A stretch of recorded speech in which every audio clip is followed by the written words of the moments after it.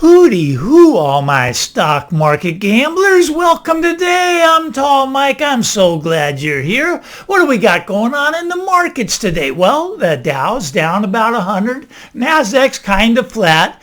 The market is going nowhere fast. It's pretty much just going sideways. This would be the calm before the storm. Okay. So I talked last video about the bad time of the year. It starts May 1st, goes to November 1st. Good time of the year for the stock market, November 1st goes to May 1st. So we're coming up on the bad time of the year.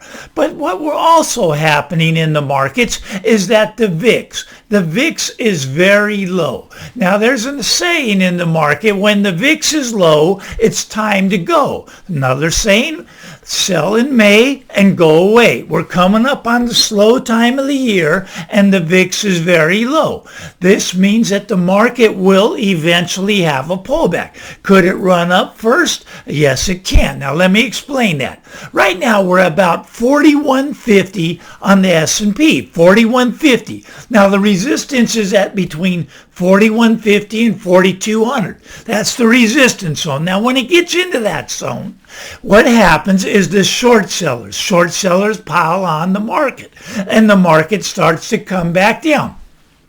Now, if it can get through the resistance zone back to 4,200, then you might get a short squeeze higher. I do not believe that will happen. I think we're going to come back down, retest October lows. Now, we've never had capitulation. We've never had where people just don't want to look at the stock market anymore. They just don't want to see it. It's just bad news. They don't want to open up their 401k statements. They just want to go away completely. And that's going to happen. That's called capitulation. We have not had that. Bear markets end with capitulation. And that's how I think this bear market will finally come to an end down around the October lows. But now we're coming into the slow time of year, and I think it's going to push it down in that direction. That's just my take on the market, and your take may be completely different. All right. Let's move over to the real estate market. Now, in the real estate market, is it a good time to buy? Well, Robert Shiller, who puts out the Shiller Case Index, which tells you how quickly houses are falling or rising, he says it's a bad time to buy. He sees the bubble. He sees that we're in a bubble, and he knows that we will revert back to the mean. We always revert back to the mean. Now, what I want to talk today about is things that you don't see coming. Like right now, there's certain things on the radar. Okay, on the radar would be things like inflation. Let's talk about inflation for a second. Now, a lot of people think inflation will push the housing market higher. That's not my take. Now, in the 1970s, Mike, the inflation pushed the housing market higher. Now, was it inflation that pushed the market higher, or was it incomes? Incomes were rising in 1970. Okay, also in 1970, people had savings. The savings rate was at 13%. Let's move forward to today. What's the savings rate at? It's about 3%. So 13% back then, 3% today. People are broke. People have no money. They don't have that money for the down payment. So when you get this inflation, yeah, you're going to get inflation in the food. You're going to get inflation at the gas pump. These things will be going up. But people will not be able to pay their mortgage because they have to pay more for food and more for gas, more for energy, so they're not going to have the money to pay the mortgage. This is going to bring the housing market down, in my opinion. A lot of people think that inflation's going to push it up. I don't see it that way. But there's things that are not on the radar that you don't see coming. All right, now another thing that is on the radar would be like the commercial real estate market. We see the commercial real estate market collapsing. Office buildings, well, they're about half full, and the commercial real estate is already down 30 to 40%. Now, nobody thinks that's going to pile over into the housing market. Once again, I completely disagree. Look, there's going to be this credit crunch coming, right? The banks are in a credit crunch. Credit's contracting. There's no liquidity. Now, we printed all this money, and yet we have no liquidity, which means we're going to print more and more and more money. And, of course, that's going to send inflation up, but it's going to be a credit crunch. crunch. People are going to have a tough time getting mortgages to refinance the commercial real estate market, getting mortgages to buy homes. It's going to become more and more difficult. Once again, just my opinion. Now, another thing that's fascinating, that's on the radar, the stock market. Okay, I think the stock market's going to come in. All right, things like Open Door. Look at Open Door. They just laid off another 22% of their workforce. Now, I don't know if they have any people left to lay off. Their stock's trading around $1.50, but I think they're going to go out of business. A lot of the zombie companies are going to go away. Bring the market down. That's on the radar. That could happen. But there's things that aren't on the radar. All right, let's talk about one of these. Now, maybe this pertains more to California, but this is on the radar. The people in California can't sell their houses. They're not going to move out of California into your area to buy your houses. All right, so let's talk about California here. What was the one day that made home prices in California go up more than any other day in the history? Okay, what was that day? What happened on that day? Well, it was the passing of what was called Proposition 13. Proposition 13 states that when you buy a house, let's say you buy a house for $1 million, your property tax is going to be 1.2% of that. So it's going to be $12,000 a year on that $1 million house. But let's say the $1 million house goes up to $2 million. What happens to your property tax? It stays at that level, doesn't go up. Right? That's what Prop 13 is. And that makes sense to me, right? You buy a house, you should be able to get the property tax that you bought the house at. Now, of course, the state of California needs more money, and so they want to do away with Prop 13. They've been trying to do away with it for years because a lot of people, they bought their house when it's down at $100,000. So their payment is about $1,200 a year in property taxes. And that $100,000 house is now worth upwards of $1 million, maybe even $2 million. So, but their property tax stays at the $1,200. Okay, that's what Prop 13 is. And when that passed on that particular day, it's estimated that property values in California went up by 5 or 10% in one day. Okay, because of Prop 13 passing. Well, what happened recently? Well, they did away with Prop 13 now. Not really.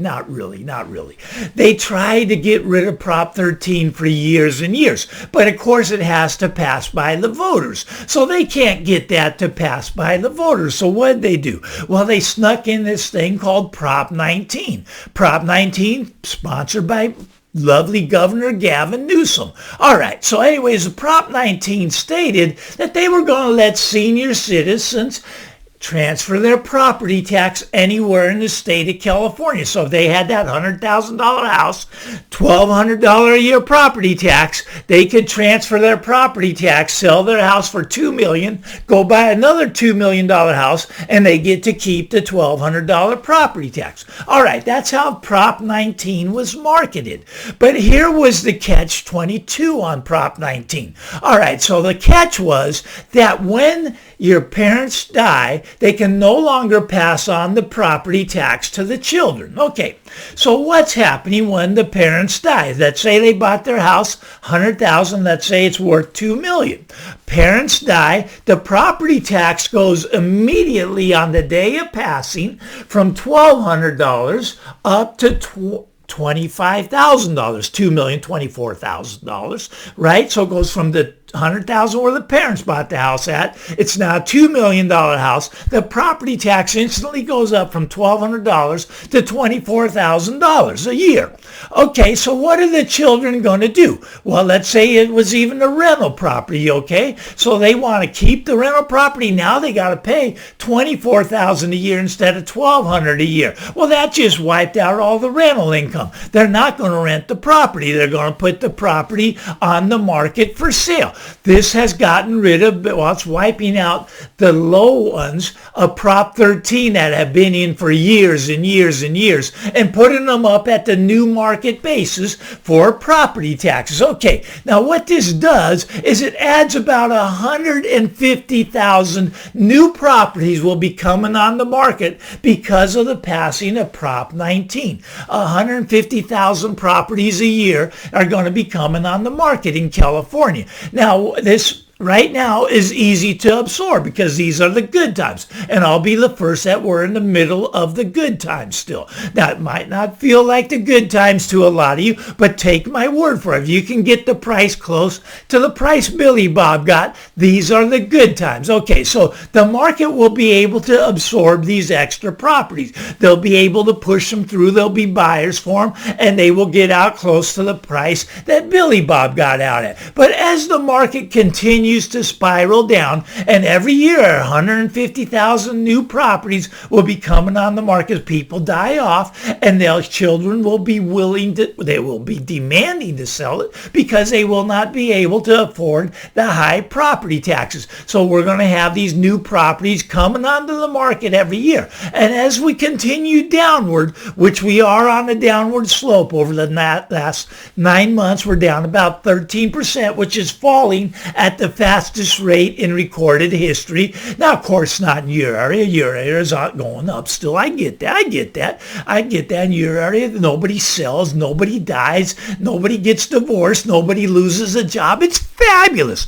But look, at most areas, the trend is downward. It's going to continue downward for several years to come. As Robert Schiller, he will tell you that the housing crash is going to take 4 or 5 years to play out, just like it did in 2008. 2008 started the crash, ended in 2012, 4 years to play out. Now, I do think we're going to pick up speed when this happens. But as the prices start to spiral down, and in California, these extra 150,000 properties coming onto the marketplace each year, they're not going to be able to be absorbed as well. They're going to put the downward pressure on the market, and that's going to create more pressure, and it's going to circle the drain at a faster rate than we're falling now. And right now, we're falling at record speeds, believe me. Now, in my area, we're down about 20%. That's San Jose, California. Down already about 20%. San Francisco, down already about 30%. To me, this is free falling. A lot of people go, but Mike,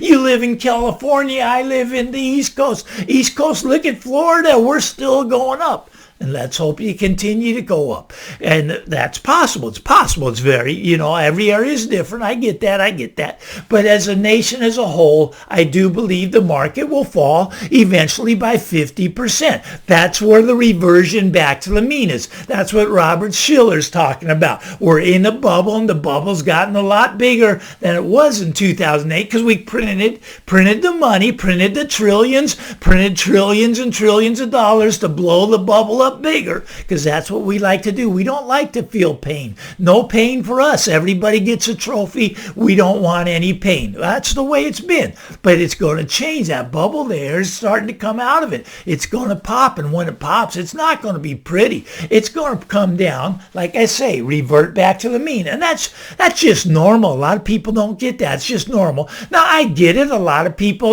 are still jumping in the market, even at these high inflated prices. You got a handful of them. I mean, I have a couple clients still looking to buy. They want to get in there. Now, I'm telling them, go look at it. It's still coming down. You're going to get hurt. You're going to lose money, but you just can't convince some people. And this is just my take. Now, of course, your take may be that it's going to go up from here. Maybe that houses are going to double from here. You talk to Dave Ramsey, he'll tell you houses never go down. They only go up. And of course, he's sponsored by real estate agents. I think he has a program that refers his clients to real estate agents. And he doesn't want the market to go down. He would start to lose some of his millions and millions of dollars. Can't have that happen to poor Dave. But anyways, Dave says the market only goes up, and he's right on the real estate bandwagon with all the realtors. Now's a great time to buy. Jump in the market. But I'm telling you,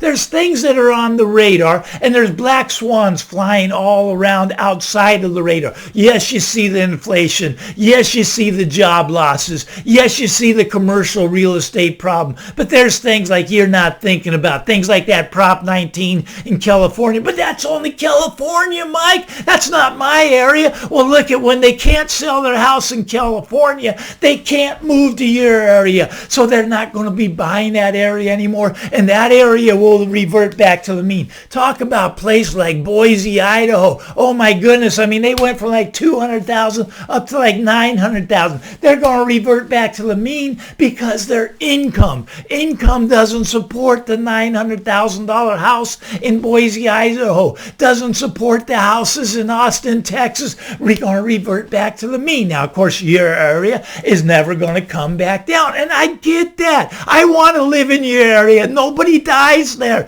Isn't that great? Oh, you got to love that. Anyways, if you like this stuff, give me the thumbs up. Why not? I'm Tall Mike. Get out there, everybody. Enjoy your Wednesday. We'll talk again real soon. Bye-bye now.